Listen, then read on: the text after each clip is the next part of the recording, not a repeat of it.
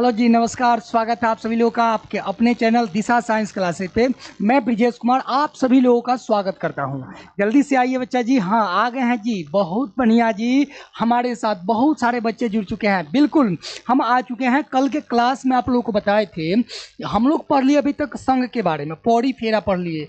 कल हम लोग नाइडेरिया यानी सिलेंट्रेटा के बारे में पढ़ लिए थे ना जी। हाँ, सिलेंट्रेटा के बारे में पढ़ लिए थे। ठीक है, चलिए, बहुत बढ़िया। हमारे साथ जुड़ चुके हैं मनीष कुमार, नीतीश कुमार, हाँ, अंजलि कुमारी, रोशनी और कृष्णा कुमार और मासूम, काजल, आईएस, टुनटुन, राहुल, सदा, रोशनी, दीपक, हाँ, बलिंदर, मैं किशन। बहुत सारे बच्चे हमारे साथ जुड़ चुके हैं, बहुत सारे बच्चे हमारे साथ जुड़ चुके हैं। तो आज के क्लास को हम करेंगे यहीं से स्टार्ट।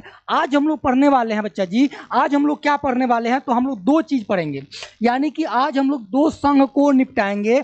जब आप दो संघ पढ़ चुके हैं, पौड़ी फेरा और नाइडेरिया ना जी, आज हम लोग निपटा देंगे किसको, तीनों फोड़ को। किसको, तीनों फोड़ को निपटाएंगे। और साथ ही साथ प्लेटी हेलमिंथीज को आज हम लोग इसका जो है इति सीधी रेवा खंडे करेंगे। ठीक है, हाँ, ये जंतु जगत का चैप्टर नंबर कितना है, तो चैप्टर नंबर 4 है। और पार्ट की बात करें तो पार्ट नंबर कितना है बच्चा जी, तो 7वां पार्ट चल रहा है जी। हाँ, नमस्कार, शुभ संध्या आप सभी लोगों को, आप सभी लोगों को शुभ संध्या जी। चलिए, ये पार्ट जो 7 है, इसमें हम लोग आज जो है हम लोग दो संघ को निपटाएंगे। और पिछले क्लास में दो संघ को निपटा चुके हैं, तो कुल 4 संघ समाप्त हो जाएंगे। ठीक है, हाँ जी, 4 संघ समाप्त हो जाएंगे जी। हाँ, एक बार आप लोग शेयर कर दीजिए। क्लास को स्टार्ट करने से पहले एक बार आप सभी लोग अपने दोस्तों के पास जहां जहां जिस ग्रुप में जुड़े हुए हैं, एक बार आप सभी लोग शेयर कर देंगे जी। हाँ सर जी, पारितंत्र के पढ़े क्या, चलिए ठीक है जी। हाँ। चलिए जी, बढ़े। अब बात करेंगे हम लोग आज तीनों फेरा की। किसकी बात करेंगे जी, हम लोग तीनों फेरा की बात करेंगे। तीनों फेरा होता क्या है, ठीक है। चलिए जी, एक बार आप लोग शेयर कर दीजिए अपने दोस्तों के पास, जहां जहां जिस ग्रुप में आप लोग जुड़े हैं वहां पर एक बार शेयर कर दीजिए। और मैं आप लोगों से कल की जो क्लास हुई थी उसमें एक महत्वपूर्ण क्वेश्चन आया था, मैं उसकी पहले बात कर लेता हूं। ठीक है, महत्वपूर्ण क्वेश्चन क्या था, दंश कोड़क की बात बताया था ना जी। दंश कोड़क, ध्यान दीजिएगा, कहीं कहीं आप लोगों से मैंने बुक देखा ना, मैंने बुक देखा तो उसमें दंश कोड़क को कहीं कहीं आपको मिलेगा कि दंश कोशिका, क्या मिलेगा, दंश कोशिका मिलेगा। तो मैं आप लोगों को यह बात बता दी थी कि दंश कोड़क क्या होते हैं ना जी। हाँ, बताइए तो दंश कोड़क क्या होते हैं, जल्दी से। दंश कोड़क की बात किए थे हम लोग, दंश कोड़क क्या होते हैं, लिख रहे हैं यहाँ पे, दंश कोड़क, दंश कोड़क, या इसी को हम क्या कहेंगे, या इसी को दंश कोशिका भी कहीं कहीं आपको देखने को मिलेगा। दंश कोशिका क्या मिलेगा, दंश कोशिका का क्या कार्य है, दंश कोशिका का क्या कार्य है, अगर आप लोगों से ये पूछा जाए क्या कार्य है, तो मैंने आपको बताया था ये दंश कोड़क क्या होता है। तो दंश कोड़क जो होता है, क्या होता है जी, दंश कोड़क एक परवर्ध होता है, यानी परवर्ध के ऊपर निकली हुई जो रोएदार कांटे होती है उसी का नाम क्या होता है। हाँ, 12th में पारितंत्र पढ़ना है जी, इकोसिस्टम पढ़ना है, बिल्कुल हाँ पढ़ना है। चलिए बात करते हैं हम लोग दंश कोड़क की। मैंने आपको बताया था दंश कोड़क क्या होता है और इसके क्या कार्य है, जल्दी से बताइए दंश कोड़क के क्या कार्य है। बिल्कुल जी, दंश कोशिका भी आपको लिखा हुआ मिल सकता है, बहुत जगह आपको ये दंश कोशिका के नाम से भी जाना गया। जल्दी से, कोई बात नहीं, आई एम लेट, कोई दिक्कत नहीं है जी। हाँ, बताइए जल्दी से, अगर आप लोगों को याद होगा तो मैंने बताया था कि ये दंश कोड़क है, जो परवर्ध होते हैं, जीवों के परवर्ध, यानी कि जीवों के शरीर से अनेकों परवर्ध निकले होते हैं, और उस परवर्ध पर जो कांटे नुमा रचना पाई जाती है उसी को कहते हैं दंश कोड़क। क्या कहते हैं, दंश कोड़क। अगर इसके कार्य की बात करें तो इसके कार्य को भी हमने आपको बताया था कि ये जो है जीवों को जल में एक स्थान पर बने रहने में मदद करता है। क्या करता है, मदद करता है, बिल्कुल हाँ। दंश कोशिका शिकार को पकड़ने में मदद करता है। क्या करता है, शिकार को पकड़ने में मदद करता है जी। पारितंत्र 2 में चैप्टर 14 है। अरे भाई 12th के फेर में पढ़े हो, पहले यहाँ देखो ना जी। हाँ ठीक है, हाँ चलिए चलिए हम बात कर लेते हैं। सबसे पहले तो बात करेंगे कि यह क्या काम करेगा, तो कहेंगे यह जीवों को क्या करता है, जीवों को जल में एक स्थान पर, जल में एक स्थान पर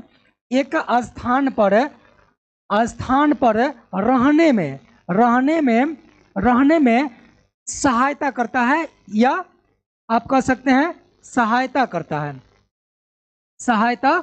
है। ठीक है, और बताइए, और आप ही लोग बताइए और क्या होगा। दूसरे पॉइंट की अगर बात करें जल्दी से, हाँ दूसरा पॉइंट क्या होगा, हाँ जीवों के शिकार में मदद करता है। किसमें कहिएगा, जीवों के शिकार करने में, जीवों के शिकार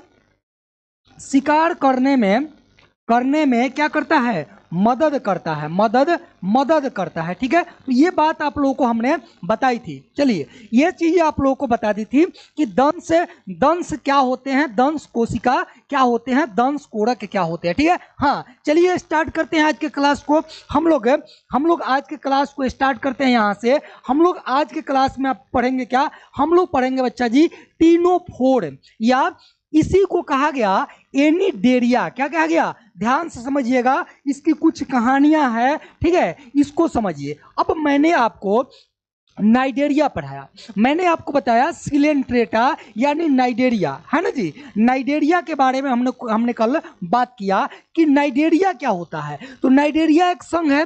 अब उसी नाइडेरिया संघ में ये भी आता था पहले के समय में बच्चा जी। ये जो टीनोफोर है नाइडेरिया यानी सिलेंट्रेटा के अंतर्गत ही आता था। मैंने आपको बताया था कि जिसमें नाइडेरिया संघ में आने वाले जितने भी जीव होंगे उनमें नाइडोब्लास्ट पाया जाएगा। क्या पाया जाएगा, नाइडोब्लास्ट पाया जाएगा, यानी दंश कोरक पाया जाएगा। लेकिन देखा गया कि नाइडेरिया संघ के अंतर्गत आने वाले जीवों में ही दंश कोरक नहीं पाया जाता है। अतः उसी का एक जो है संघ यानी स्वतंत्र संघ बनाया गया, जिसको कहा गया टोनोफोर या एनीडेरिया। क्या कहा गया, एनीडेरिया। कहीं कहीं आपको इसको ऐसे मिलेगा ऑर्निडेरिया। क्या मिलेगा, ऑर्निडेरिया। इसका मतलब यह हुआ कि नाइडेरिया में पाया गया दंश कोरक, और जिसमें दंश कोरक नहीं पाया गया उसको कहा गया ऑर्नाइडेरिया। क्या कहा गया, ऑर्नाइडेरिया या ऑर्निडेरिया। ठीक है, कोई दिक्कत, तो हम कहेंगे कि टीनोफोर, हाँ जी टीनोफोर ये जंतु जगत का एक संघ है। क्या है, जंतु जगत का एक संघ है, जिसे पहले जो है किसके अंतर्गत रखा गया था, तो आप कहिएगा पहले ये नाइडेरिया में ही रखा गया था, नाइडेरिया का ही भाग था। लेकिन बाद में इसे नाइडेरिया से अलग करके स्वतंत्र करके एक संघ का दर्जा दिया गया। क्या दिया गया, एक संघ का दर्जा दिया गया, एक संघ बना दिया गया। ठीक है, ध्यान देने वाली बात यह है कि इस संघ के अंतर्गत आने वाले जितने भी जीव होंगे उन जीवों में दंश कोरक दंश कोशिका नहीं पाई जाती है। ठीक है, दंश कोशिका इसमें नहीं पाई जाती है। समझ गए, बोलिए समझ में आ गई होगी। चलिए जी बढ़े आगे। अब बात कर लेते हैं कि ये होता क्या है। चलिए इस चित्र को आप देखिएगा तो कुछ समझ में आएगा आपको। हाँ, ये है टीनोफोर के अंतर्गत आने वाले जो जीव हैं टीनोप्लाना। क्या है, टीनोप्लाना। और इसमें क्या नहीं पाया जाता है, तो मैंने आपको बताया कि दंश कोरक नहीं पाया जाता है। ठीक है, दंश कोरक नहीं पाया जाता है। और यहां देखिए पक्षमाभ पाया जाता है। क्या पाया जाता है, पक्षमाप। देखिए ये 8 पक्षमाभ है। कितने है जी, 8 है। तो कहिएगा ये गिनिएगा, 1, ये हो गया 2, ये हो गया 3, ये हो गया 4, ये 5, ये 6, ये 7 और ये 8। ये 8 गो पक्षमाभ है जो इसको प्रचलन के लिए सहायता करते हैं। जब इसको आना जाना होता है, एक जगह से दूसरे जगह आने जाने में मदद करता है। ठीक है, तो ये चीजें आपको समझना पड़ेगा। ठीक है, हाँ ठीक है जी, हाँ। और दूसरी बात, दंश कोरक इसमें नहीं पाया जाता है। तो हम लोग इस बात को समझ गए, इस बात को हम लोग जान गए। इस पे हम लोग बात करेंगे, पहले लिख लेंगे। ठीक है, पहले लिखेंगे कि ये है क्या, है ना जी। पहले हम ये लिखेंगे कि ये है क्या। तो आप कहिएगा कि यह एक यह जंतु जगत का, यह जंतु जगत का एक संघ है, जंतु जगत का एक संघ है। बोलिए इतना लिखने में आपको क्या जाता है, बोलिए इतना चीजें तो आप आराम से लिखिएगा कि यह जंतु जगत का एक संघ है जिसे सिलेंट्रेटा से, किससे कहिएगा, जिसे सिलेंट्रेटा, जिसे सिलेंट्रेटा से अलग करें, जिसे सिलेंट्रेटा से अलग कर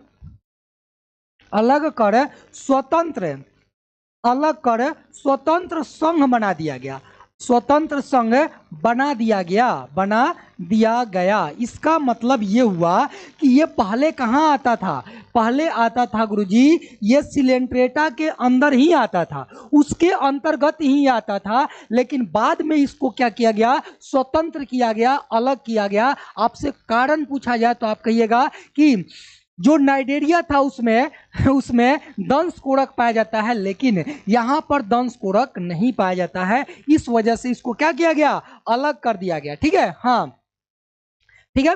अब दूसरी बात यहीं पे बात कर लें, यहीं पे हम दूसरी बात कर ले बच्चा जी। तो आप कहिएगा कि ये जो संघ होता है ना, ये जो टीनोफोर होता है, यहाँ देखिएगा ये टीनोफोर कितना सुंदर लग रहा है, कितना अच्छा लग रहा है। हाँ, कल दंशकोरक कोशिका नहीं पढ़ाए थे, अरे दंशकोरक को ही दंश कोशिका कहते हैं, मैंने आपको शुरू में बता दिया। हाँ, तो ये देखिए ये बहुत सुंदर है, इसकी डिजाइनिंग, इसके अंतर्गत आने वाले जो जीव होते हैं बहुत सुंदर होते हैं, बहुत क्या होते हैं, सुंदर होते हैं, देखने में बहुत अच्छे लगते हैं। इस वजह से टोनोफोर को, किसको, हाँ टीनोफोर को किस नाम से जाना जाता है, तो आप कहिएगा सुंदरता एवं कोमलता, क्या कहेंगे, सुंदरता एवं कोमलता के लिए जाना जाता है। ठीक है, अगर आपसे ये पूछ लिया जाए कि किस संघ को सुंदरता एवं कोमलता के लिए जाना जाता है, तो आपका आंसर क्या आने वाला है, तो इसमें हम लोग लिख लेंगे, इसमें हम लोग लिखेंगे। ठीक है, तो इसी में लिखिएगा, यहाँ स्टार देके लिख लीजिएगा, आप स्टार देके लिखिएगा कि संघ टीनोफोरा को, संघ टीनोफोर को सुंदरता एवं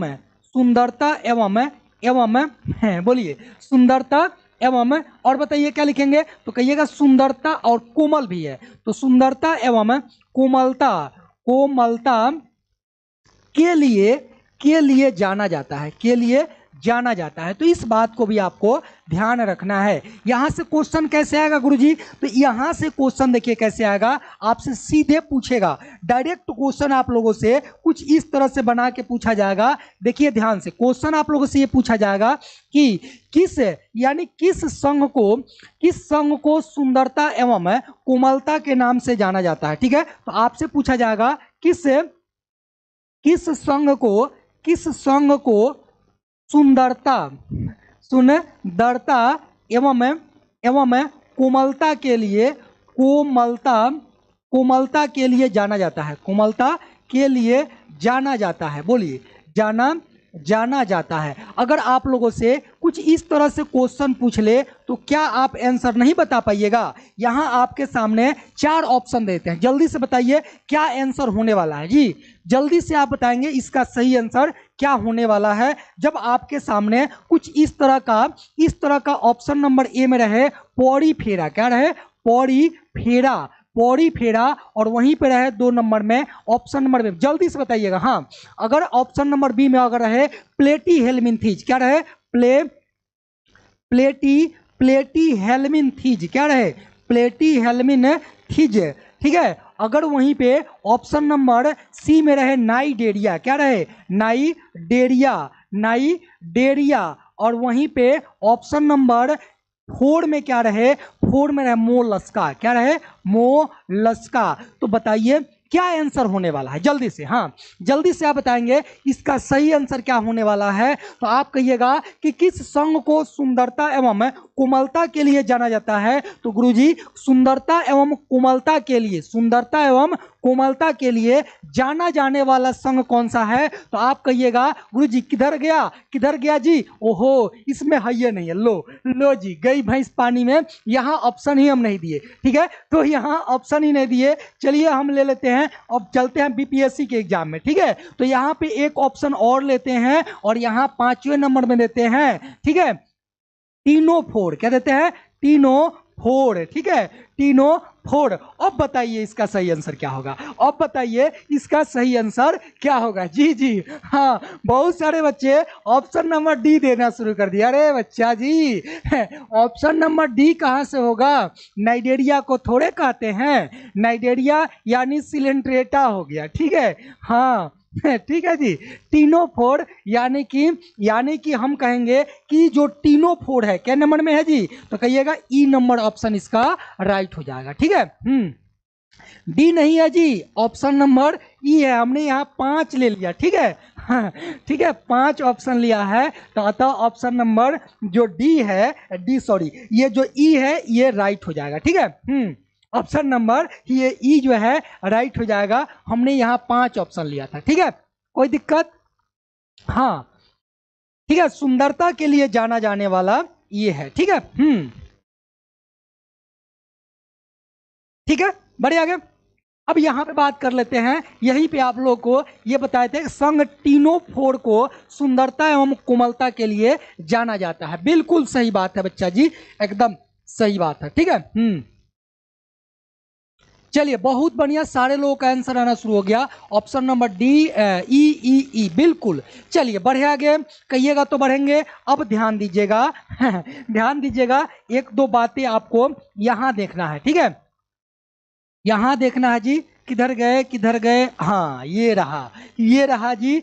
आप देखिए ये है किसके, तो आप कहिएगा टीनोफोर के अंतर्गत आने वाला जो टीनोप्लाना है, क्या है, टीनोप्लाना, उसका ये तस्वीरें है, इसका ये तस्वीरें है। ध्यान दीजिएगा, इससे आप 2-3 बातें ध्यान रखिएगा, ठीक है, 2-3 बातें आप यहाँ से ध्यान रखिएगा। पहला चीज तो आपको ध्यान रखना है कि जो यहाँ लिख देते हैं 2 बातें यहाँ पे लिख देते हैं। पहली बात तो आपको लिखना ये है, पहली बात आपको बच्चा जी क्या लिखना है, आप कहिएगा कि टीनोफोर के अंतर्गत आने वाले ना, तो हम इस लिख देते हैं, इस संघ के जीवों में, इस संघ के जीवों में दंशकोरक, क्या, दंशकोरक नहीं पाए जाते हैं, दंशकोरक नहीं पाए जाते हैं, ठीक है, नहीं पाए जाते हैं। पहली बात तो आप पाए जाते हैं, ये बात समझ में आ गई कि दंशकोरक इसमें नहीं पाया जाता है। आपको मैंने दंशकोरक बताई थी, हाँ इसमें केक है का गुरुजी, नहीं जी केक नहीं है ठीक है, हाँ केक नहीं है, ये दंशकोरक इसमें नहीं पाए जाते हैं। दूसरी बात अगर इसमें हम कहें तो देखिए, दंशकोरक नहीं पाए जाने के कारण इसी को क्या कहा गया, तो कहिएगा इसी को ओनिडेरिया कहा गया। क्या कहा गया, तो दंशकोरक नहीं पाया जाता है, अतः इसी में लिख देते हैं, क्या अलग काहे लिखेंगे ना, अलग काहे लिखेंगे, तो कहिएगा दंशकोरक नहीं पाए जाते हैं,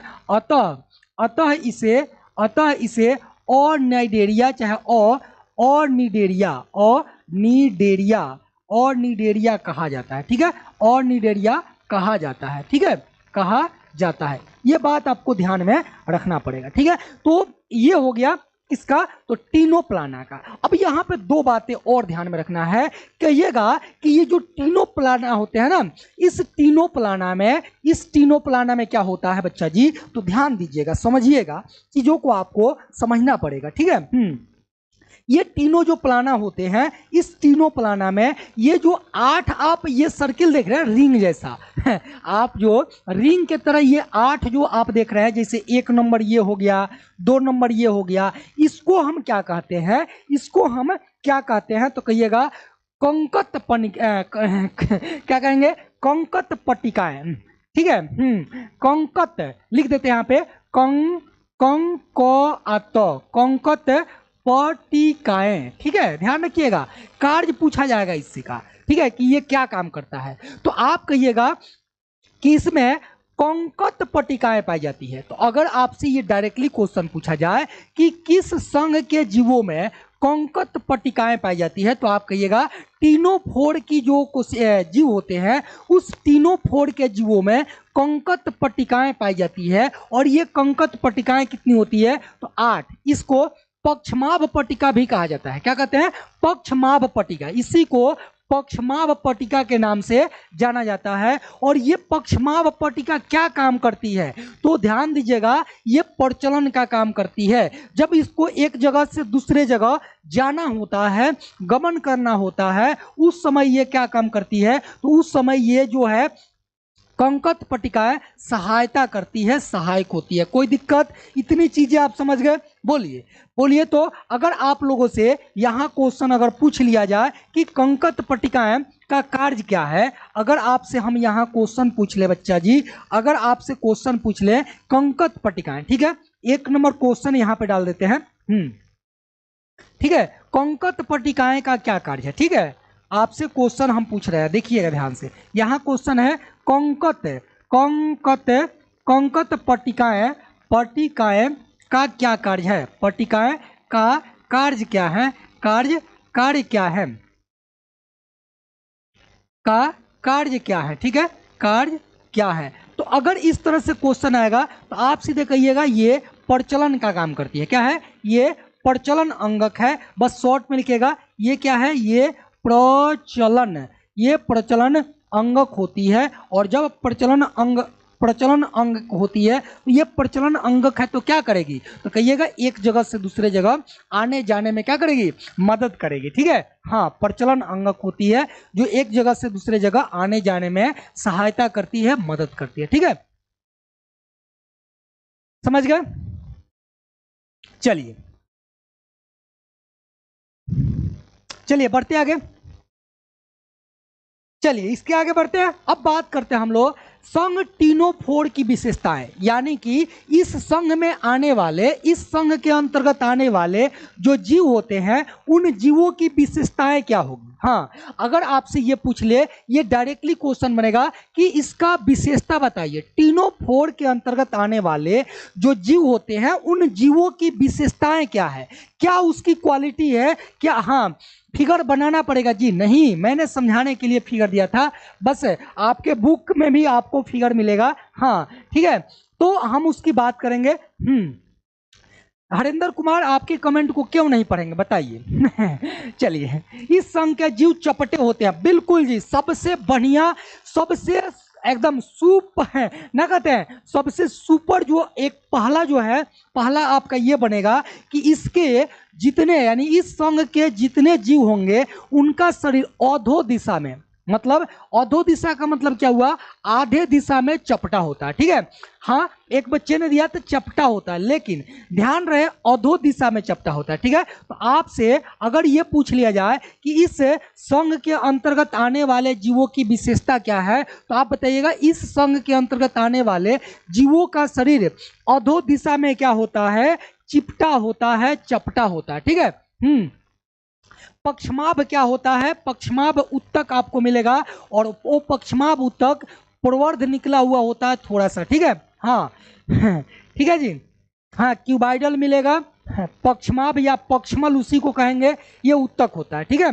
पक्षमाभ क्या होता है, उसके शरीर पर ये जो है थोड़ा सा उभरा हुआ प्रवर्ध एक उत्तक का जो है लेयर पाया जाता है, उसी को कहते हैं, ठीक है। इसे प्रचलन अंगक के लिए हाँ काम करता है। चलिए अब दूसरी बात करें, यहाँ पहले लिख लेते हैं, ठीक है। पहली पॉइंट तो आप लिखेंगे कि इस संघ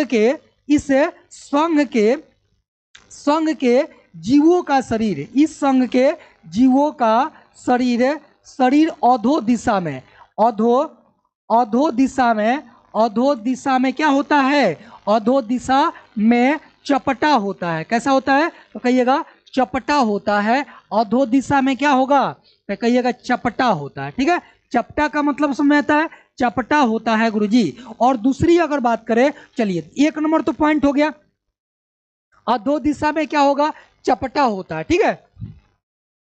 चलिए अब दूसरी बात करते हैं, दूसरी बात आपको मैंने बताई कि इस संघ के जो जीव होंगे, इस संघ के अंतर्गत आने वाले जो जीव होते हैं, उस जीवों में कंकत पट्टिकाएं पाई जाती है। क्या पाई जाती है? तो कहिएगा इसमें कंकत पट्टिकाएं पाई जाती है, पट्टिकाएं पाई जाती है। ठीक है, पाई जाती है, कोई दिक्कत? कंकत पट्टिकाएं पाई जाती है। हो गया, बस इतना ही ध्यान रखना है। अब तीसरे नंबर की बात करें, तीसरे नंबर की अगर बात करें तो तीसरे नंबर, हाँ चलिए जी, दीपक कुमार, ठीक है ठीक है जी। हाँ, अब हम बात करें इसमें समिति की। क्या बात करें? समिति। आपको समिति बताए थे ना जी, समिति यानी सिमेट्री। समिति कितने प्रकार के होते हैं? अगर मैं आप लोगों से पूछूं तो जीवों में समिति आपको कितने प्रकार के बताए थे? तो मैंने आपको बताया था कि जीवों में समिति एक तो असम्मित हो गया, दूसरा अरीय सम्मित, और तीसरा हो गया क्या चीज? तो द्विपार्श्व सम्मित। ठीक है, चपटा का मतलब होता है चपटा हो जाना। ठीक है, चपटा हो जाना, जैसे ये सीधा चला फिर चपटा हो गया, चापुट हो गया। ठीक है, चलिए बहुत बढ़िया। हाँ जी, इसमें केवल लैंगिक जनन होता है। बहुत बढ़िया है, नाम आ रहा है। तो हम इसमें लिखेंगे, क्या लिखेंगे जी? कहिएगा इनमें और ये समित, या कहिएगा और ये समिति पाई जाती है, यानी कहेंगे इसमें और ये समित, और ये समित होता है, और ये समित होता है। और ये समित का मतलब समझ में आता है आप लोगों को? बताइए, और ये समित का मतलब क्या होता है? हाँ, सुंदर बहुत होता है जी, सुंदर बहुत होता है। तो विशेषता में नहीं लिखेंगे उसको, मैंने आपको बता दिया था। ठीक है, अब बताइए अगला क्या लिखेंगे जी? तो अगला आप ये बात लिखेंगे कि इनका शरीर और ये समित होता है। चौथे नंबर में क्या लिखेंगे? चौथा नंबर में आप लिखेंगे कि इनका जो शरीर होता है वह द्विकोणक होता है। कैसा होता है? द्विकोणक होता है जी। बोलिए तो द्विकोणक का मतलब क्या होता है? तो हम कहेंगे कि इसका शरीर, चाहे इस संघ के जीवों का शरीर, थोड़ा सा लिख लेते हैं ना, इस संघ के जीवों का शरीर कैसा होता है? तो आप कहिएगा इस संघ के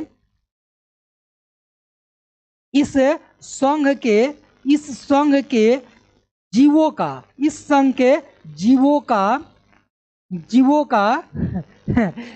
का शरीर कैसा होता है? तो द्विकोणक होता है। कैसा होता है?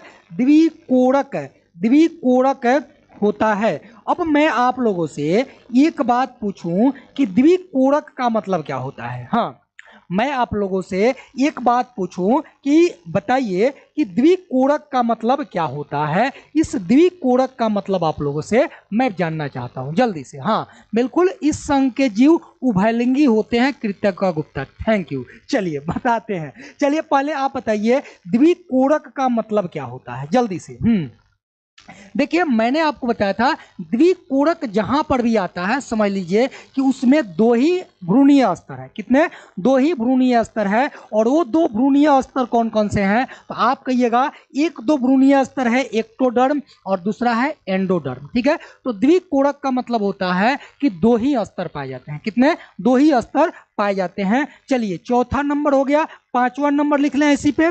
नहीं जी, अगले स्लाइड पे चलते हैं पांचवें नंबर के लिए। ठीक है, पांचवें नंबर आप अगले स्लाइड पे लिखेंगे। पांचवा नंबर क्या लिखेंगे जी? तो आप कहिएगा पांचवें नंबर में क्या होगा? तो पांचवें नंबर में गुरुजी, पांचवें नंबर में लिखवाइए कुछ हो। तो पांचवें नंबर में हम लिखवाएंगे कि इसमें ये इसके अंतर्गत आने वाले जो जीव होते हैं, हाँ वो कैसे होते हैं? तो आप कहिएगा उभयलिंगी होते हैं। क्या होते हैं? तो कहिएगा इसमें, चाहे इस संघ के जीव उभयलिंगी होते हैं। इस संघ के जीव कैसे होते हैं? उभयलिंगी। क्या होते हैं? उभयलिंगी होते हैं। उभयलिंगी होते हैं। बताइए उभयलिंगी का मतलब क्या हुआ? उभयलिंगी होते हैं, ठीक है मैंने माना, मैंने माना कि ये उभयलिंगी होते हैं, लेकिन उभयलिंगी का मतलब क्या होता है बच्चा जी? अगर उभयलिंगी की बात करें तो नर और मादा दोनों एक ही शरीर में पाया जाता है या नर और मादा दोनों अलग अलग शरीर में पाया जाता है, ये आपको बताना है जल्दी से। हाँ, और ये सम्मिति क्या होता है जी? और ये सम्मिति का मतलब होता है कि जिनका शरीर कई बराबर भागों में बढ़ जाए उसको अरीय सम्मित कहते हैं। समिति वाला आप एक बार वीडियो देख लीजिएगा, ठीक है। पिछले वीडियो में आप लोगों को सिमेट्री बताए थे कि अरीय सम्मित, असम्मित और द्विपार्श्व सम्मित, ये सारी चीजें बता दिए थे। हाँ, जिसमें दोनों हो, हाँ, नर और मादा यानी मेल और फीमेल दोनों जब एक ही शरीर में हो तो उसे क्या कहेंगे? तो उसी को गुरुजी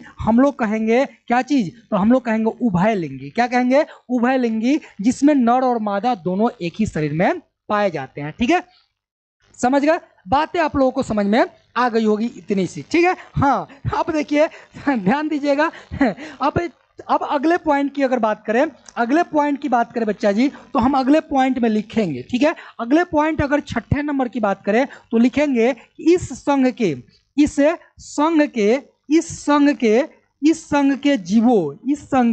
जीवों में 8 गुण गिनवाए थे जी, 8 गुण गिनवाए थे कंकत पट्टिकाएं। तो कहिएगा इस संघ के जीवों में 8 कंकत, जीवों में 8 कंकत, कितने? 8 कंकत पट्टिकाएं पाई जाती है। पट्टिकाएं पाई जाती है, ये भी इसकी विशेषता है। पट्टिकाएं पाई जाती है। देखिए 8 गो है, पाई जाती है, और यही क्या काम करती है? तो कहिएगा जो प्रचलन अंगक का कार्य करती है, कार्य करती है, ठीक है। कोई दिक्कत यहाँ तक? कोई दिक्कत है? नहीं होना चाहिए, बिल्कुल नहीं होना चाहिए जी। हाँ, प्रचलन अंग का ये क्या करती है? तो कार्य करती है, ठीक है। ठीक है, एक पॉइंट और डाल देते हैं यहीं पे, एक पॉइंट और यहीं पे बना देते हैं। चलिए एक पॉइंट और ले लीजिए बच्चा जी। एक पॉइंट और क्या होगा? तो कहिएगा 7वें नंबर पॉइंट की, जल्दी से। एक बच्चे ने हमको बताया, हाँ एक बच्चे ने हमको बताया कि इसमें केवल कैसा जनन होता है? जनन की अगर बात करें, बिल्कुल जी, जनन की अगर बात करें, हाँ, रिप्रोडक्शन की बात करें, अरे वाह, बहुत सारे बच्चे के कान खड़े हो गए होंगे जैसे जनन की बात आती है। हाँ, मैं आप लोगों से ये पूछूं कि इसमें जनन कैसा होता है, किस प्रकार का जनन होता है, जनन की कौन सी विधि पाई जाती है? बोलिए, जनन की कौन सी विधि पाई जाती है? तो आप क्या बताएंगे जल्दी से? हाँ, तो मैं आप लोगों को ये बता दूं कि इसमें इस संघ के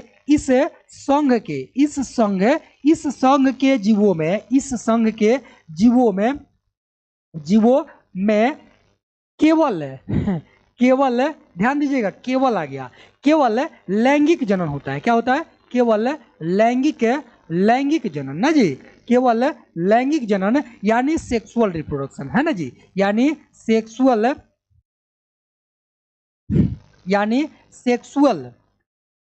रिप्रोडक्शन होता है, ठीक है। सेक्सुअल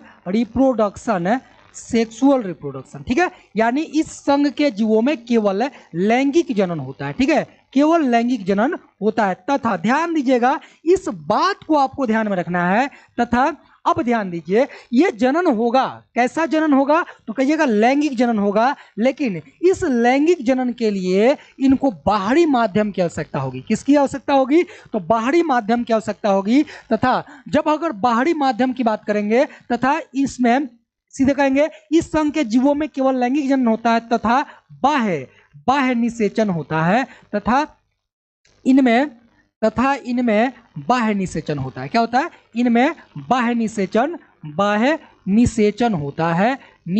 होता है, ठीक है, बाह्य निषेचन होता है, यानी बाह्य, एक्सटर्नल या इंटरनल, तो कहिएगा एक्सटर्नल फर्टिलाइजेशन होता है, ठीक है।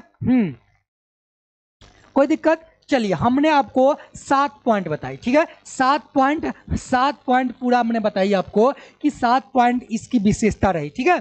कोई दिक्कत? बोलिए, कोई दिक्कत है तो बताइए। तो मैंने बताई कि आपको ध्यान दीजिएगा, यहाँ पे इस पॉइंट पे आपको ध्यान फोकस करना है कि इसमें केवल क्या होता है, केवल लैंगिक जनन होता है, यानी अलैंगिक नहीं होगा। लेकिन लैंगिक जनन के लिए बाहरी माध्यम की आवश्यकता होगी, ठीक है। हाँ, बाहरी माध्यम की आवश्यकता होती है, अतः उससे हम कहेंगे बाह्य निषेचन। अब बताइए, निषेचन तो दो ही तरह से होगा, निषेचन दो ही तरह से होगा। हम आपसे कहें कि निषेचन, जीवों में निषेचन, ठीक है, जीवों में निषेचन, जीवों में निषेचन यानी फर्टिलाइजेशन, निषेचन कितने प्रकार से होते हैं, बताइए कितने प्रकार से होते हैं, तो क्या बताएंगे, प्रकार से होते हैं, बोलिए जीवों में निषेचन कितने प्रकार से होते हैं, ये क्वेश्चन बन गया। बोलिए जीवों में निषेचन कितने प्रकार के होते हैं, तो आप कहिएगा गुरुजी जितने भी जीव होते हैं ना, जितने भी जीव होते हैं दो प्रकार से निषेचन करते हैं। कितने प्रकार से, दो प्रकार से निषेचन करते हैं, बिल्कुल बिल्कुल सही बात है। एक होता है आंतरिक निषेचन, क्या होता है, एक होता है आंतरिक निषेचन, बिल्कुल दो प्रकार से होता है। कितने प्रकार से, कितने प्रकार से, तो कहिएगा आंसर में लिखिएगा दो प्रकार से, कितने, दो प्रकार से होता है, से होता है। दो प्रकार कौन कौन है जी, दो प्रकार की अगर बात कर ले तो एक तो आ जाएगा क्या, आंतरिक निषेचन, क्या आएगा, आंतरिक निषेचन, क्या आएगा, आंतरिक निषेचन। और एक होगा दूसरा क्या, एक नंबर यहां डालिए, दो नंबर लिखिएगा यहाँ पे बाह्य निषेचन, क्या आएगा, बाह्य निषेचन, ठीक है, बाह्य निषेचन। अब बताइए कि जितने भी जीव होंगे जिनमें शुक्राणु और अंडाणु दोनों का संलयन शरीर के अंदर होगा, उसको कहेंगे आंतरिक निषेचन। और बाह्य यानी बाहरी माध्यम की आवश्यकता होगी तो उसे हम कहेंगे बाह्य निषेचन, ठीक है, कोई दिक्कत। चलिए, आंतरिक निषेचन और बाह्य निषेचन की बात हम लोगों ने कर ली, ठीक है। अब चलिए देखते हैं आगे क्या है, देखते हैं, बिल्कुल चलिए बात करते हैं। खत्म हुआ जी हाँ, खत्म हो गया, ये आगे बढ़ते हैं। अब बात करेंगे दूसरे संघ प्लेटी हेलमिंथीज की, ठीक है। प्लेटी हेलमिंथीज की बात करेंगे। बहुत ऐसे बच्चे हैं जिनको बोलने ही नहीं आएगा, ठीक है, बहुत ऐसे बच्चे हैं जिनको बोलने ही नहीं आएगा। आप लोग एक बार सभी लोग लिख दीजिए, आंतरिक निषेचन और बाह्य निषेचन होता है, बिल्कुल जी, एक बार आप सभी लोग लिख दीजिए प्लेटी हेलमिंथीज। मैंने क्या लिखा है, ध्यान दीजिएगा, मैं लिख रहा हूं प्लेटी, एक बार बोलिएगा प्लेटी और तब बोलिएगा हेलमिंथीज, ठीक है। मैंने लिखा फिर भी दोबारा इसलिए लिख रहा हूं ताकि आप लोगों को लिखने में आसानी हो जाए, ठीक है। एक बार सभी लोग लिख दीजिए, तो प्लेटी हेलमिंथीज सभी को लिखना है, जी हाँ, प्लेटी हेलमिंथीज, बिल्कुल जी। आंतरिक निषेचन कैसे सर, अरे आंतरिक निषेचन और बाह्य निषेचन। अब चलिए हम प्लेटी हेलमिंथीज की बात करेंगे बच्चा जी, कि प्लेटी हेलमिंथीज होता क्या है, ठीक है। हाँ जी, बहुत बढ़िया, बहुत बढ़िया। चलिए, हम बहुत अच्छे, बहुत सारे बच्चे लिख रहे हैं, ठीक है। चलिए प्लेटी हेलमिंथीज की बात करें, ठीक है। प्लेटी हेलमिंथीज की अगर बात करेंगे ठीक है,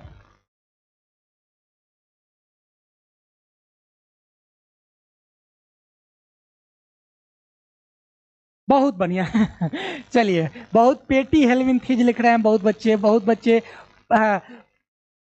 प्लेटी हेलमिंथीज लिख रहे हैं। चलिए बहुत बढ़िया, प्लेट में खाना दो, प्लेट में खाना दो, वाह क्या बात है चलिए जी, चलिए बहुत बढ़िया। एक एक बार जो है ना बोलिएगा तो आपको याद हो जाएगा, कोई बड़ी चीज नहीं है। हम लोगों ने ये चौथे में आ चुके हैं। पॉरीफेरा, बोलिए पॉरीफेरा, नाइडेरिया यानी सिलेंट्रेटा, और इसके बाद टीनोफेरा, और आज फिर से पढ़ेंगे हम लोग प्लेटी हेलमिंथीज। बहुत बढ़िया जी, बहुत बढ़िया, ठीक है। तो चले प्लेटी हेलमिंथीज की अगर बात करें, ध्यान दीजिएगा ये ध्यान दीजिएगा, इसको चपटा यानी चपटा कृमि भी कहा जाता है। क्या कहते हैं, कल दंत कोशिका नहीं पढ़ाए थे, अरे दंत कोशिका को ही क्या कहते हैं, दंश कोरक कहा जाता है। और दंश कोरक की बातें आपको बताए थे हम, ठीक है। और दंश कोरक उपस्थिति होने के कारण, ये नाइडोब्लास्ट की उपस्थिति होने के कारण ही उसे सिलेंट्रेटा को नाइडेरिया कहा गया था। ये सारी बातें आपको बताए थे, एक बार वो वाला वीडियो जाके देख लीजिएगा, ठीक है। समझ में आ जाएगा, एक बार उसको देख लीजिएगा, ठीक है। चलिए ठीक है, अब बात करते हैं ये है क्या।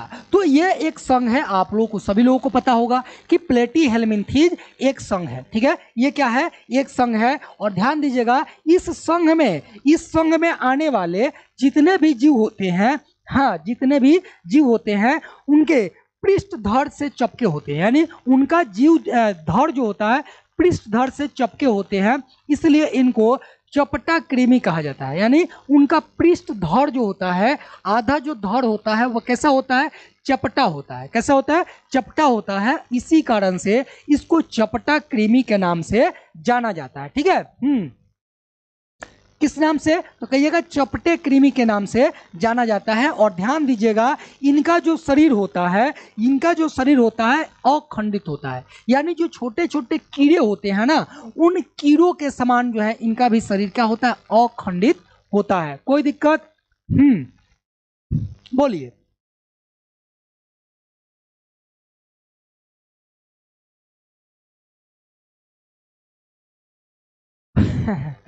चलिए, बहुत बढ़िया। संघ प्लेटीहेल्मिन्थीज, जी हाँ। तो हम कैसे लिखेंगे, आपसे अगर कोई पूछे कि प्लेटीहेल्मिन्थीज क्या है, तो आप कहिएगा प्लेटीहेल्मिन्थीज जंतु जगत का एक संघ है। क्या है, जंतु जगत का एक संघ है, जिसके अंतर्गत आने वाले जीवों का शरीर या जीवों का पृष्ठधड़ चपटा होता है। क्या होता है, पृष्ठधड़ चपटा होता है। इसी कारण से इन्हें चपटा कृमि कहा जाता है। क्या कहते हैं, चपटा कृमि कहा जाता है। और साथ ही साथ आप ये भी ध्यान रखिएगा कि इनका शरीर छोटे छोटे कीड़ों मकोड़ों की तरह अखंडित होता है। ठीक है, हाँ पेड़ में बाह्य निषेचन होता है। गुरुजी काहे फेर में पड़े हो, पेड़ पौधे की फेर में, यहाँ देखो ना यार। चलिए, पेड़ पौधों में आंतरिक निषेचन होगा। ठीक है, हाँ चलिए बात करते हैं। लिखेगा, यह जंतु जगत का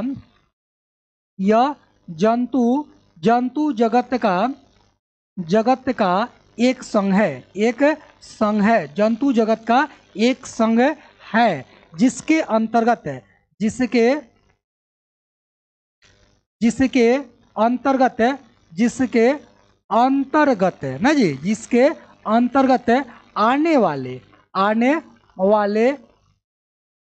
जीवों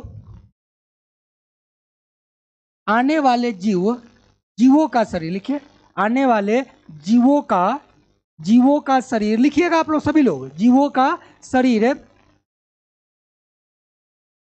चपटा होता है। क्या होता है, चपटा होता है। विशेषता में लिखवा देंगे, अधो दिशा में चपटा होता है। ठीक है, शरीर चपटा होता है। ठीक है, चपटा होता है। साथ ही साथ आप लिखेंगे चपटा होता है तथा इनका चपटा होता है, अतः इन्हें चपटा कृमि कहा जाता है ना। अतः इन्हें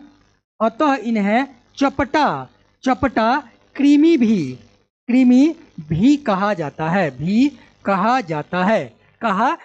इतनी बातें आप याद रखिएगा।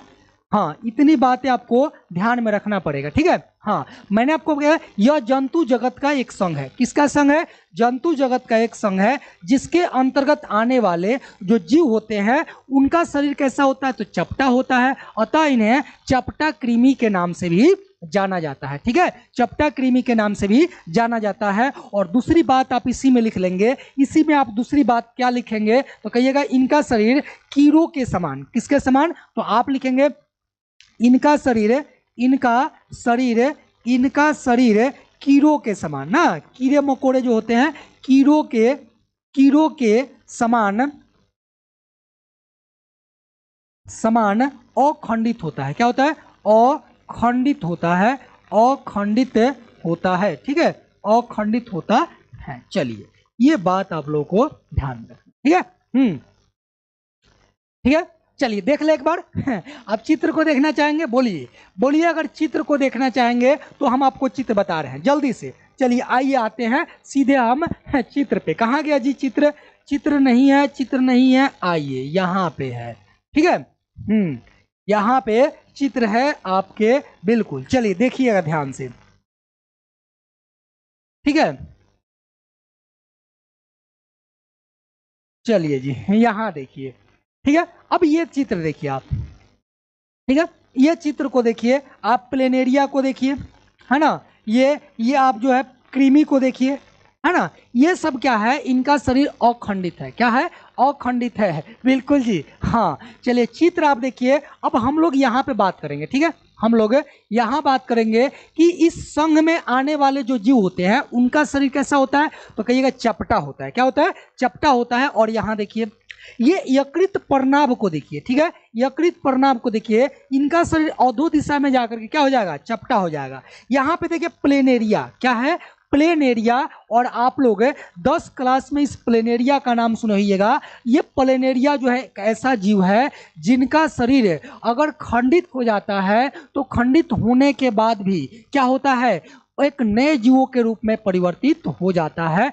खंडित का मतलब क्या होता है जी? हाँ देखिए, खंडित का मतलब क्या होता है याद कैसे रखेंगे सर? याद हो जाएगा, सारी चीजें याद हो जाएगी। देखिए, खंडित का मतलब ये होता है कि आप इसको देखिए, आप एक बार इसको देखिए, या यहाँ पे आपको दिखा रहा है, देखिए ये, इसको आप देखेंगे, इसको आप देखिए, इसमें आपको कहीं से लग रहा है कि इसका गर्दन कहाँ है, सिर कहाँ है, इसका कमर कहाँ है, इसका पूंछ कहाँ है, कहीं से आपको नहीं दिखेगा, तो इसको हम कहेंगे ये अखंडित है। क्या है?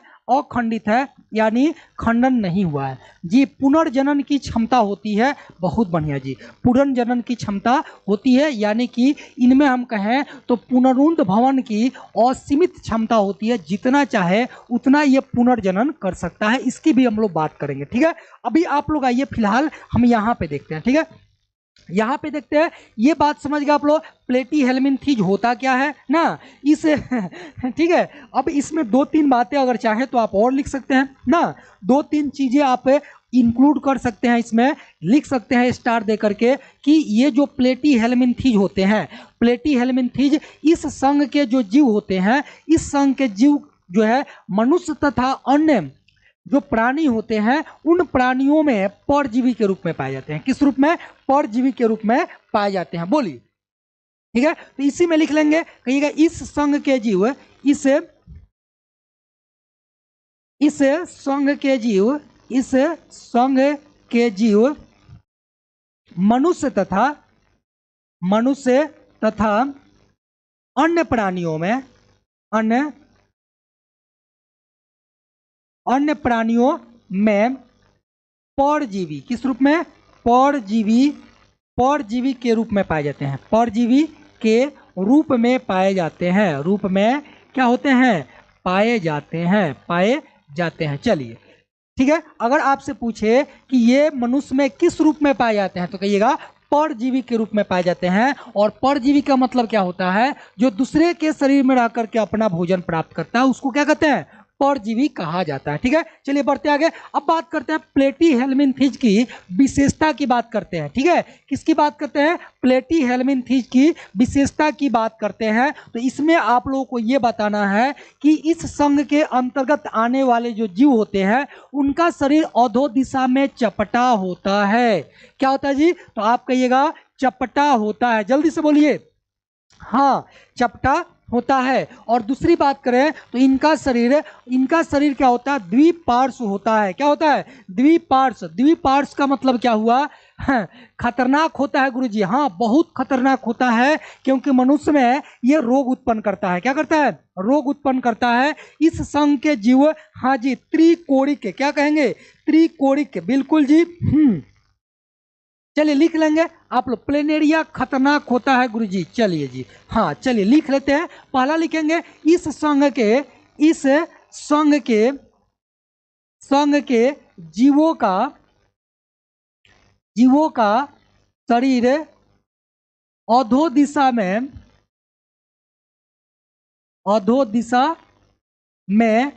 चपटा होता है, ठीक है, चपटा होता है। कोई दिक्कत? कैसा होता है? चपटा होता है। दूसरा बात लिखिएगा कि इस संघ के जीव उभयलिंगी होते हैं। क्या होते हैं? उभयलिंगी होते हैं। कैसे होते हैं? तो कहिएगा उभयलिंगी होते हैं, ठीक है। आप लोग बोलिए, जल्दी से बोलिए। हाँ, उभयलिंगी होते हैं जी। हाँ जी,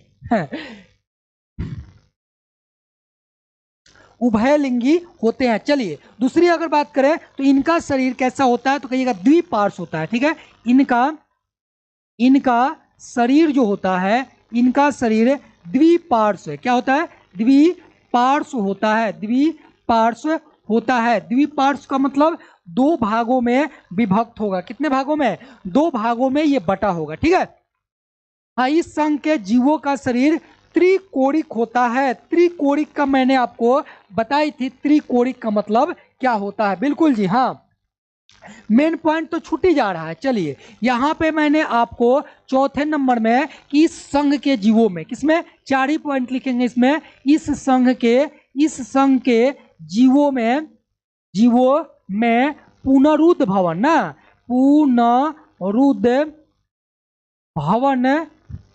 पुनरुद्ध भवन की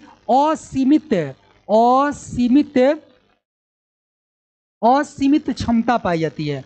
क्षमता पाई जाती है। इस बात को आपको ध्यान में रखना है। ठीक है, असीमित का मतलब क्या हुआ कि जितना चाहे उतना ये कर सकता है। ठीक है, हाँ, जितना बार चाहे उतना बार अपने शरीर को खंडित कर सकता है और नए जीवों के रूप में परिवर्तित हो सकता है। ठीक है, हाँ, एक बात और ध्यान रखिएगा कि इसमें जनन अंग नहीं पाए जाते हैं। ठीक है, हाँ, इसमें जनन अंग नहीं पाए जाते हैं। चलिए कोई बात नहीं जी।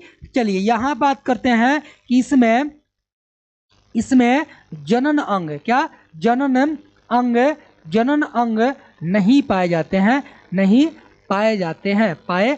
हैं। तो आपको ये सारी बातें आपको ध्यान में रखनी है। ठीक है, हाँ, ये सारी बातें आपको ध्यान में रखनी है। कोई दिक्कत? चलिए कोई दिक्कत बोलिए। चलिए बढ़े आगे। सर 3 कैरेक्टर का क्वेश्चन आंसर कब करवाइएगा? हाँ जी, प्लेनेरिया। चलिए बात करते हैं प्लेनेरिया पर भी, टेंशन मत लीजिए। ठीक है, हमने आपको बताया था उदाहरण की अगर बात कर लेते हैं इसमें, तो उदाहरण में क्या क्या आ जाएगा, तो आप कहिएगा एक तो आएगा प्लेनेरिया, क्या आएगा, प्लेनेरिया, और दूसरी बात करें प्लेनेरिया के बाद तो यकृत प्रनाभ आएगा, और टेप वर्म जिसे फीता कृमि है। हाँ बिल्कुल, जितने वर्म है, जितने कृमि है, सभी इसी संघ के अंतर्गत आएंगे। ठीक है, सभी इसी संघ के अंतर्गत आने वाले हैं जी। हाँ, सभी इसी संघ के अंतर्गत आएंगे। कोई दिक्कत? अब आते हैं सीधे। अब आप लोगों को तो पता होगा, आप सभी लोगों को पता होगा कि पुनरुद्ध भवन क्या होता है। पुनरुद्ध भवन की बात आप बताइए कि ये पुनरुद्ध भवन क्या होता है, जल्दी से। हाँ, प्लेनेरिया कहाँ पाया जाता है गुरुजी? अभी बता रहे हैं प्लेनेरिया कहाँ पाया जाता है। उसी प्लेनेरिया में तो बात कर रहे हैं। ये देखिए आप प्लेनेरिया की, इस प्लेनेरिया की अगर बात करेंगे तो इसी में पाया जाता है पुनरुद्ध भवन है। ठीक है, पुनरुद्ध भवन, या इसी को आप कहते हैं पुनर्जनन। क्या कहते हैं? पुनर्जनन कहते हैं ना जी। आप लोग जब बिल्कुल जनन जब पढ़े होइएगा उस समय आपको मिला होगा। आप जल्दी से बोलिए, और लैंगिक जनन कितने प्रकार के होते हैं? चलिए क्वेश्चन आप लोगों से पूछ ही लेते हैं। ठीक है, आप लोग इतने जब चालाक हैं तो हम पूछते हैं, और लैंगिक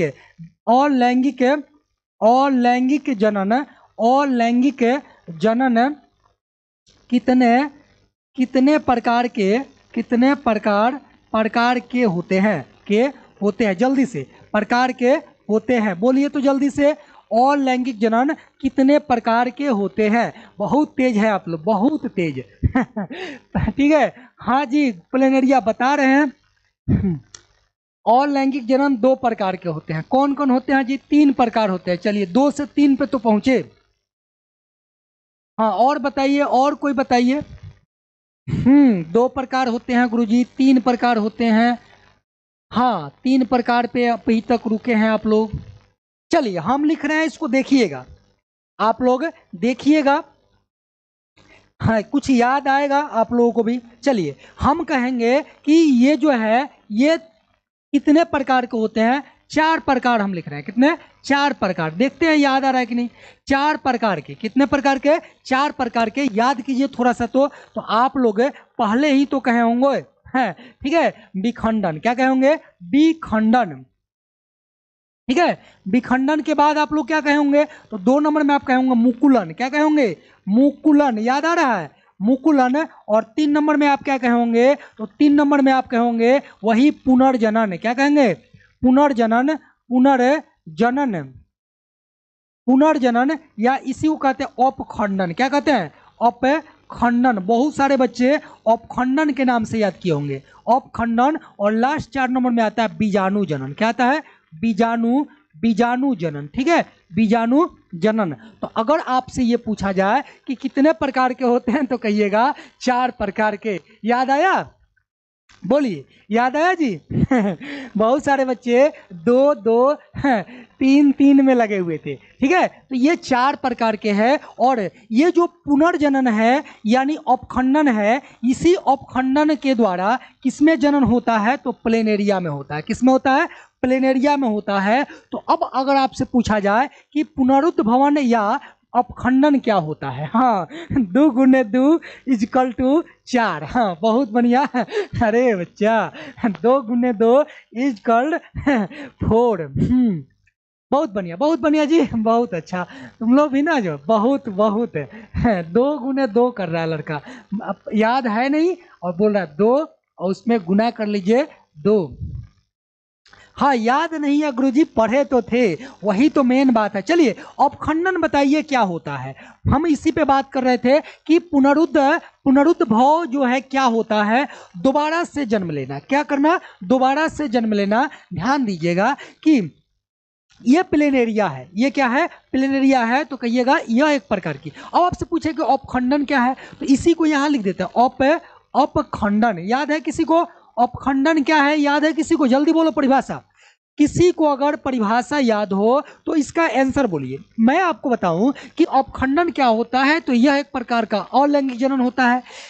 इस प्रकार के जनन में किसी कारणवश जीवों का शरीर 2 या 2 से अधिक खंडों में खंडित हो जाता है, तो उसका प्रत्येक खंड अपने खोए हुए भागों को विकसित करके नए जीवों के रूप में परिवर्तित हो जाता है या विकसित होना शुरू कर देता है। जैसे एग्जाम्पल लीजिए, मान के चलिए कि ये जो है प्लेनेरिया है। क्या है, ये मान के चलिए आप 1 मिनट 2 मिनट के लिए थोड़ा सा ध्यान दीजिएगा। ये मान के चलिए प्लेनेरिया है। ठीक है, ये हो गया प्लेनेरिया। इस प्लेनेरिया का कोई हिस्सा यहाँ पे टूट गया। ठीक है, कोई हिस्सा यहाँ पे टूट गया और ये टूट करके और एक संरचना बना ली। ठीक है, एक संरचना बना ली।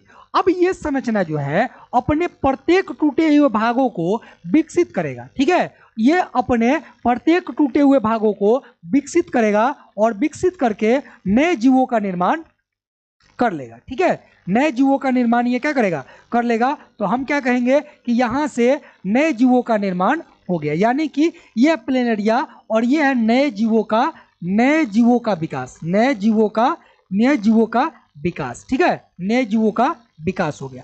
कोई दिक्कत। अब आप लोगों से ये ध्यान दीजिएगा, कैसे टूटेगा। आप कहेंगे कैसे टूटेगा। मान के चलिए ये प्लेनेरिया जल में है। कहाँ पे है, जल में है। तो इसके शरीर के टूटने का कई कारण हो सकता है। जैसे या तो प्राकृतिक हो सकता है या कृत्रिम हो सकता है। प्राकृतिक का मतलब क्या हुआ कि मान के चलिए कोई आपदाएं आ गई और उस आपदा में ये आ गया, उस आपदा के चपेट में प्लेनेरिया आ गया और प्लेनेरिया जो है आपदा में आया तो इसका आधा हिस्सा कहीं और चला गया ना।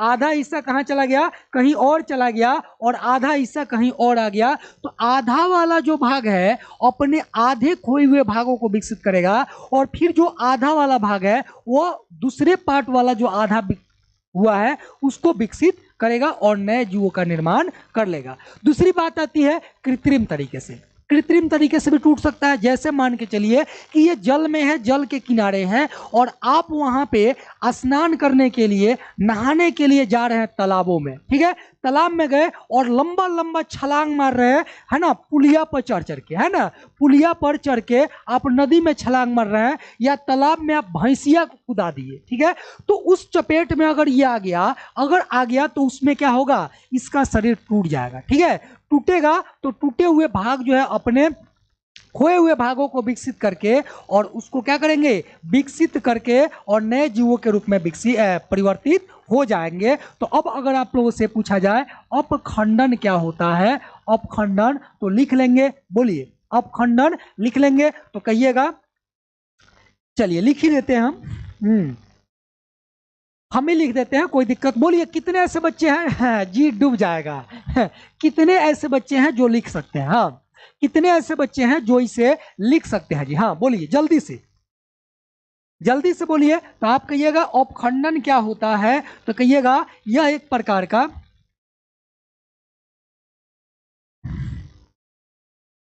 यह एक प्रकार का, एक प्रकार का अलैंगिक जनन है। क्या है?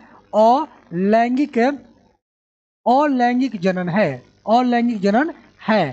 ठीक है, क्या है? एक प्रकार का अलैंगिक जनन है जिसमें, जिसमें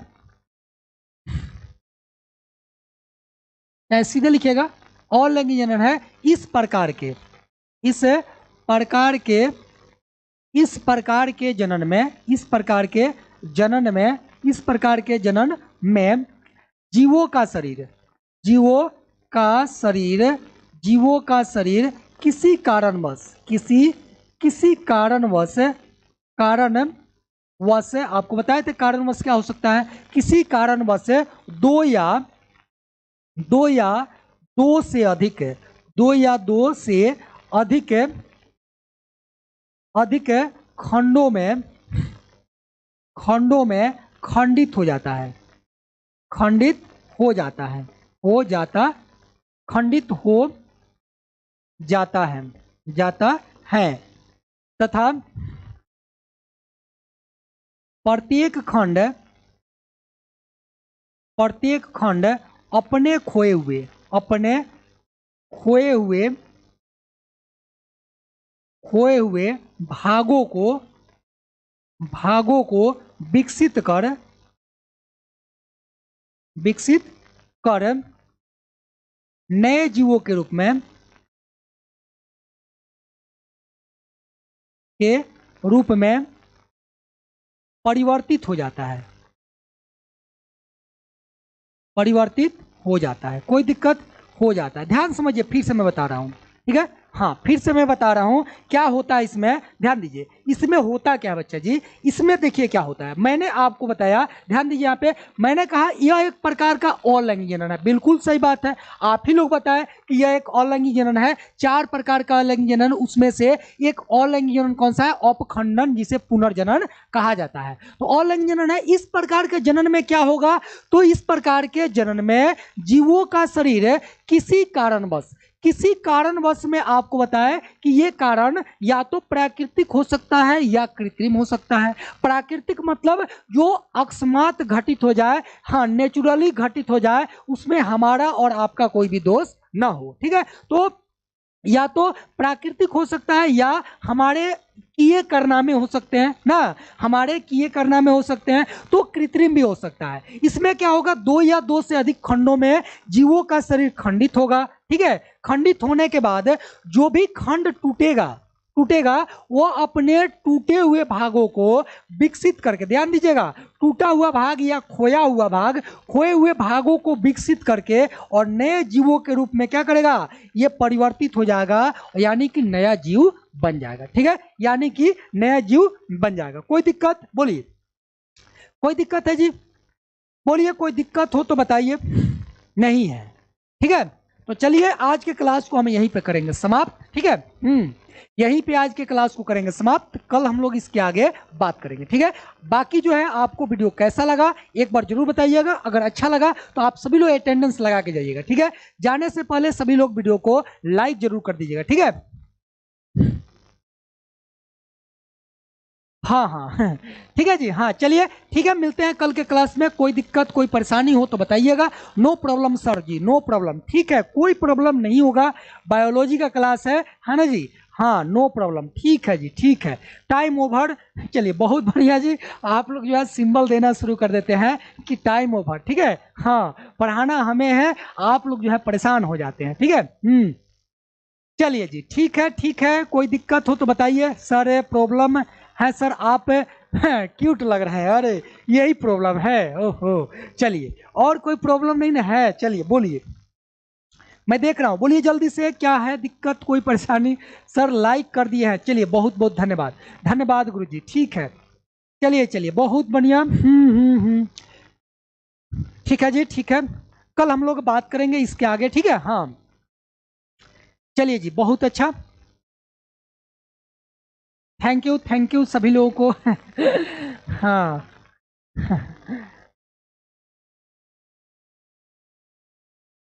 चलिए, ठीक है, चलिए, ओके। धन्यवाद आप सभी लोगों का। चलिए मिलते हैं कल के क्लास में बिल्कुल इसी टाइम, शाम के 4 बजे, ठीक है। हाँ, बाकी जो भी क्यूरी होगा आप कमेंट बॉक्स में कमेंट करके आप लोग बोल दीजिएगा, ठीक है। हाँ, मिलते हैं कल के क्लास में। सभी लोगों को बहुत बहुत धन्यवाद। हंसते रहिए, मुस्कुराते रहिए और इंजॉय करते हुए क्लास को पढ़ते रहिए, ठीक है। चलते मिलते हैं।